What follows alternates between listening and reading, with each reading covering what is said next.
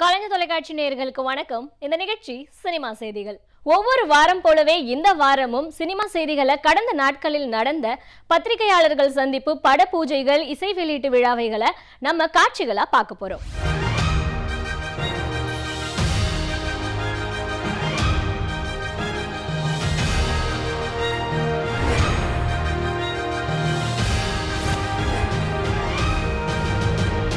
ரசிகர்களையும் கடந்து மக்களுக்காக நடிக்கும் நடிகர்களை மட்டுமே மக்கள் கொண்டாடுவாங்க. கண்ணே கலைமானே ஹீரோ உதயநிதி நடித்து வெளிவந்த படம்.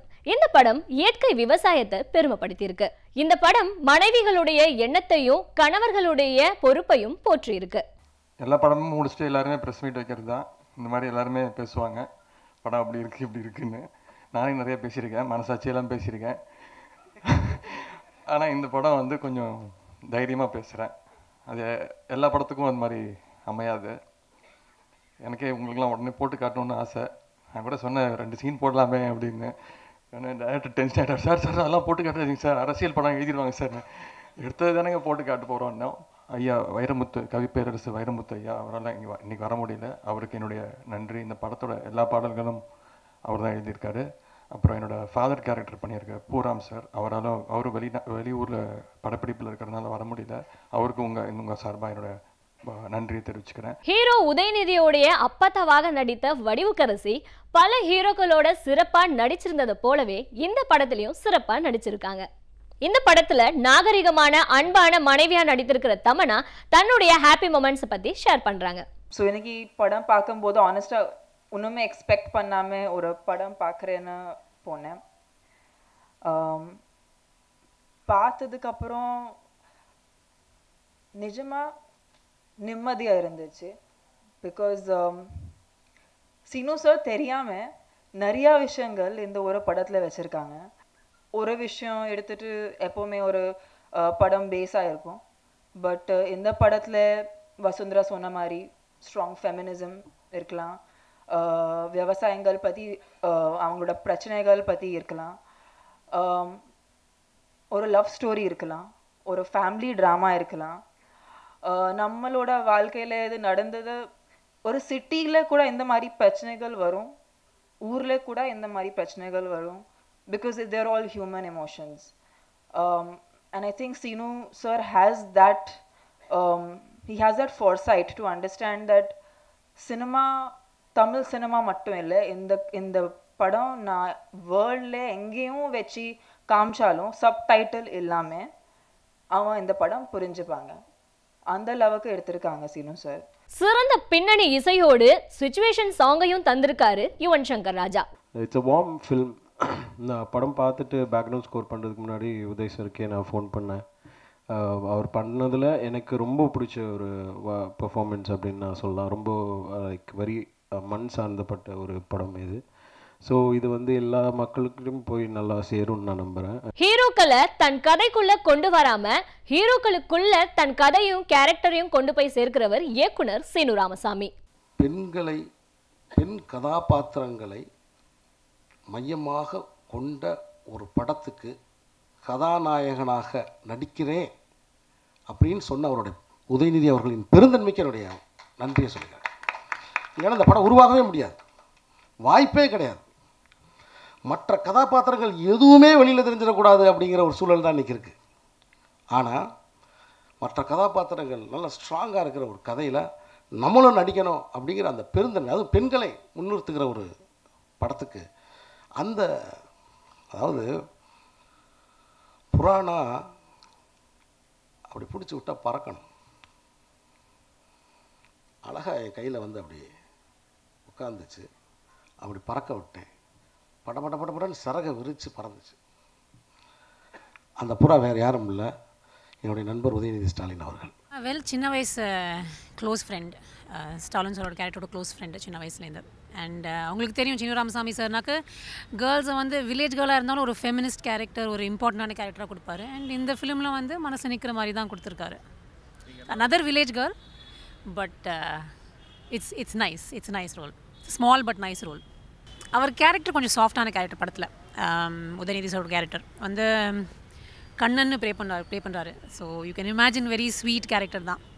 ஸோ வந்து கேரக்டருக்கும் நேமுக்கும் ஏற்ற மாதிரி he is done a very everyday person மாதிரி, எவ்ரிடே ஆள் மாதிரி. கொஞ்சம் உங்கள் மனசை வந்து your heart will reach out to him.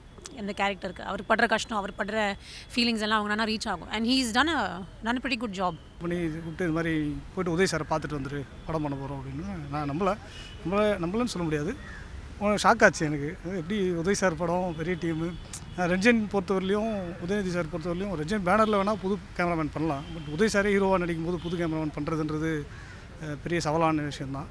ஏன்னா பெரிய கேமராமேனுக்கு தான் எப்போவுமே பண்ணுவாங்க, அவ்வளோ சீக்கிரம் புது ஆள்லாம் இன்ட்ரோ பண்ண மாட்டாங்க. ஸோ அந்த வகையில் சீனு சாருக்கும் என்னை அறிமுகப்படுத்துகிற உதயநிதி சாருக்கும் ரஞ்சன் நிறுவனத்துக்கும் என்னுடைய நன்றி.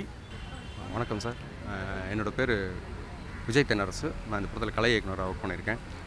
நான் உண்மையிலே எங்கள் சாருக்கு தான் ரொம்ப நன்றி கடன் பட்டிருக்கேன், எங்கள் இயக்குனருக்கு. ஏன்னா இது அவரோட சேர்ந்து எனக்கு ஒரு 3வது படமாக நான் பண்ணிகிட்ருக்கேன். இப்போ பெரிய ஒரு வாய்ப்பு என்னென்னா, எனக்கு வந்து ரெட்ஜன் மூவிஸில் எனக்கு இதான் ஒரு முதல் படம், என்னை நம்பி கொடுத்துருக்காங்க. நிச்சயம் நல்லபடியாக பண்ணியிருக்கேன். இந்த படம் வெளிவரப்போ நிச்சயமாக வந்து பாருங்கள், பெண்கள் மத்தியில் வந்து ஒரு மிகப்பெரிய ஒரு மரியாதையான பேர் உதயநிதி சாருக்கு இருக்கும். அந்தளவுக்கு ரொம்ப அருமையாக யதார்த்தமாக இது வரைக்கும் ஒரு பண்ண படங்கள்லேயே மிகவும் யதார்த்தமாக வித்தியாசமாக பண்ணியிருக்காங்க. வணக்கம், நான் இயக்குனர் நடிகர் சரவணசக்தி பேசுகிறேன்.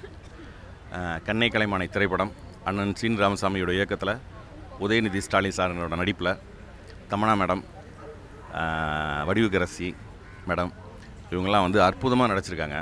இதோட திரைக்கதை ஒரு நதியில் விழுந்த பூவை போல் எல்லார் மனசையும் வருடி செல்லும். கண்டிப்பாக வந்து இந்த திரைப்படம் ஒரு மிகப்பெரிய வெற்றி படம் அமையும். எனக்கு இந்த படம் வந்து வாழ்க்கையில் ரொம்ப முக்கியமான திரைப்படங்களில் ஒன்றா இருக்கும். இந்த கதையை பார்த்திங்கன்னா ஒரு சமூக அக்கறை இருக்க கதையை ரொம்ப ஜனரஞ்சகமாக ஜாலியாக வந்து சீன் ராமசாமி சொல்லியிருக்காரு. கண்டிப்பாக வந்து பூவே பூச்சுடா மாதிரி மனசை நெகிழ வைக்கிற ஒரு திரைப்படமாக கண்டிப்பாக அமையும். இம்சை அரசன் 23ஆம் புலிகேசி படத்தோட வெற்றி இந்த டீமை பல பிரச்சனைகளுக்கு மத்தியில இம்சை அரசன் 24ஆம் புலிகேசி படத்தை எடுக்க ஆர்வப்படுத்தியிருக்கு. 2 ஆண்டுகளுக்கு மேல பல பஞ்சாயத்துகளை சந்திச்சும் இந்த டீமால இம்சை அரசன் 24ஆம் புலிகேசி படத்தை எடுக்க முடியல. செய்தி என்னன்னா, வடிவேலு நடிக்க வேண்டிய இம்சை அரசன் 24ஆம் புலிகேசி படத்துல வடிவேலுக்கு பதிலா யோகி பாபு நடிக்கிறாரு. கோபுர வாசலிலே கார்த்திக் நடித்த இந்த படத்தை இயக்கியிருந்தாரு பிரியதர்ஷன். லிசி தம்பதிகள் பிரிஞ்சிருந்தாலும் பிரியதர்ஷனின் மகள் கல்யாணி பிரியதர்ஷன் ஹீரோயினா நடிக்கிறாங்க. இவருக்கு ஜோடியா ஹீரோவா சிவகார்த்திகேயன் நடிக்க இந்த படத்தை இயக்குறாரு PS மித்ரன். லால்குடி கருப்பையா காந்தின்ற கேரக்டர் பெயரை சுருக்கி LKGன்னு தலைப்பா வச்சிருக்காரு RJ பாலாஜி. இந்த படத்தை மட்டும் இல்லாம பல படங்களை தயாரிச்சும் நடிச்சுட்டும் இருக்காரு ஐசரி K கணேஷ். RJ பாலாஜி முதல் முறையா ஹீரோவா நடித்த அனுபவத்தை பத்தி என்ன சொல்றாருன்றத பார்ப்போம். ஒரு அரசியல் படம் எடுத்திருக்கோம். கலைஞர் டிவியில் இதை சொல்கிறதுக்கு எனக்கு பெருமையாக இருக்குது. என்ன அப்படின்னா, இது வந்து எந்த அரசியல் வந்து எல்லாருக்கும் தெரியணும்னு நிறைய பெரிய பெரிய தலைவர்கள் ஆசைப்பட்டாங்களோ, எந்த அரசியல் மக்களை போய் சேர்ந்தால் நியாயமான முறையில் மக்கள் வந்து கரெக்டான ஆளுங்களை தேர்ந்தெடுப்பாங்களோ அந்த மாதிரி ஒரு அரசியலை பேசியிருக்கோம். கட்சியை அரசியல்வாதியை மட்டும் குறை சொல்லாமல் மக்கள் சைடில் இருக்கிற குறையும் பேசியிருக்கிற படம். இதெல்லாம் வந்து வெறும் கருத்து சொன்னால் யாரும் பார்க்க மாட்டாங்கன்றதுனால என்டர்டெயின்மெண்ட்டோடு சொல்லியிருக்கோம். ஸோ 2 மணி நேரம் நீங்கள் குடும்பத்தோடு சந்தோஷமாக பார்க்கறதுக்கான ஒரு படம். வெல்கம் டு LKGயோட ப்ரெஸ் மீட். ரொம்ப எக்ஸைட்டடாக இருக்கும். டீம் எல்லாருக்கும் தேங்க்ஸ் சொல்லணும். பிகாஸ் ரெஸ்பான்ஸ் அவ்வளோ சூப்பராக இருந்தது. அண்ட் படம் ஸ்டார்டிங்லேருந்தே தெரியும் கொஞ்சம் நல்லா வரணும். பட் இவ்வளோ ஒரு அமேசிங் ரெஸ்பான்ஸ் எதிர்பார்க்கல. And very excited. And definitely இந்த படம் வந்து இட்ஸ் வெரி இம்பார்ட்டன்ட் மூவி. எங்கள் ஜென்ரேஷன் எல்லாமே பார்க்கணும்.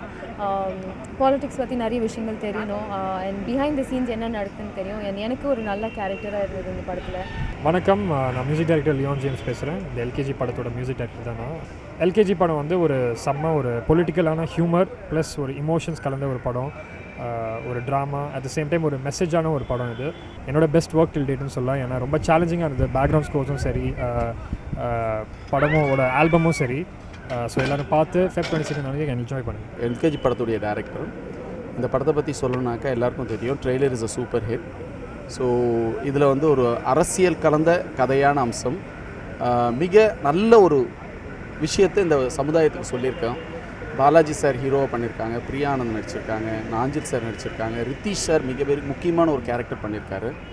Apart from that Ramkumar sir, Manobala sir, இன்னும் நிறைய பேர் நடிச்சிருக்காங்க. It will be a total entertaining மூவியாக இருக்கும் கண்டிப்பாக. இவங்க கிட்ட அப்படி என்னதான் இருக்குன்னு மற்ற நடிகைகள் நினைச்சாலும் இவங்க நல்லா நடிக்கிறாங்க. ஒரு பக்க கதையில அறிமுகமான மேகா ஆகாஷ், என்னை நோக்கி பாயும் தோட்டா, பேட்டை, வந்தா ராஜாவத்தான் வருவேன் போன்ற படங்கள்ல நடிச்சு முடிச்சும் இருக்காங்க. கோணலா இருந்தாலும் என்னோடு முற்றிலும் புதியவர்களால் உருவாகி இருக்கும் இந்த படத்தோட தாக்கம் வெளிவந்த பிறகு ரசிகர்களுக்கு தெரியும். நான் கிருஷ்ணகுமார், கோணலா இருந்தாலும் என்னோட திரைப்படத்தினுடைய இயக்குனர். இந்த டைட்டில் வச்சுட்டு இவங்க என்ன கதை சொல்ல போறாங்க அப்படின்ட்டு. மனித மனங்களிலுமே ஒரு சின்ன கோணல் இருக்கு, மனங்களின் கோணல். அந்த மனங்களின் கோணல்னால உறவுகளுக்குள்ள என்ன சிக்கல்கள் வருது அப்படின்றத பத்தி பேசுறது தான். நாங்க கோணலா இருந்தாலும் பரவாயில்ல, நீங்க ஏத்துக்கிறீங்க சொல்லும்போது ரொம்ப ஒரு ப்ரௌட் ஆஃப் யூ. எப்படி சொல்றதுன்னு எனக்கு தெரியல, ரொம்ப சந்தோஷம் சார். இதில் டெல்லி கணேஷ், ஜோதிலட்சுமி, காதல் சரவணன், இந்த மாதிரி நிறைய ஆர்டிஸ்ட் பண்ணியிருக்காங்க.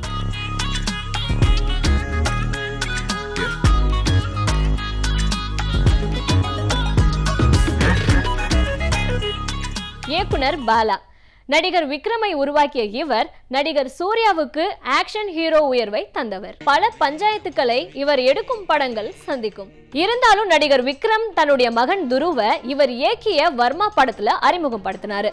வர்மா படத்தை போட்டு பார்த்துட்டு அந்த படம் சரியில்லாதனால அந்த படத்தை ஒதுக்கி வச்சுட்டாங்க. அர்ஜுன் ரெட்டி படத்தை இயக்கிய சந்தீப் வங்கா அவருடைய அசிஸ்டன்ட் கிரிசையா துருவ அறிமுகப்படுத்துறாரு. சிவகார்த்திகேயன் ஹீரோவாக நடித்து வெற்றி பெற்ற படங்களை விட அவர் பெயரில் அவர் தயாரித்த கனா படம் பெரிய வெற்றி பெற்றது. சிவகார்த்திகேயன் மீண்டும் தன்னுடைய பெயர்ல ஒரு படத்தை தயாரிக்கிறாரு. அந்த படத்துக்கு நெஞ்சம் உண்டு நேர்மை உண்டுன்னு பேர் வச்சிருக்காரு. ஆர் ரவிச்சந்திரன் தயாரிப்பில் ஏழுமலை இயக்கத்தில் நிறைய கேரக்டர் ஆர்டிஸ்ட் நடித்திருக்கும் படம் அகவன். இந்த படத்தின் இசை வெளியீட்டு விழாவின் நிகழ்வை பார்ப்போம். சத்யா சார் இந்த படத்துடைய மியூசிக் டைரக்டர் பற்றி சொல்லணும். அவர்கிட்ட நான் ஒர்க் பண்ணியிருக்கேன். இந்த காஞ்சனா படத்தில் 4 மியூசிக் டைரக்டரில் அவர் ஒரு மியூசிக் டைரக்டராக ஒர்க் பண்ணியிருக்காரு. அந்த ஓப்பனிங் சாங் நானும் என் தம்பியை ஆடுற சாங்கு அவர்கிட்ட ஒர்க் பண்ணும்போது மிகப்பெரிய மியூசிக் டைரக்டர் எல்லாமே ஓகே, அதை விட மிக சிறந்த மனிதர். ஸோ இந்த பையனும் சூப்பர் ஸ்டாருடைய இந்த பக்தருடைய குடும்பமும் நல்லா வரணும்.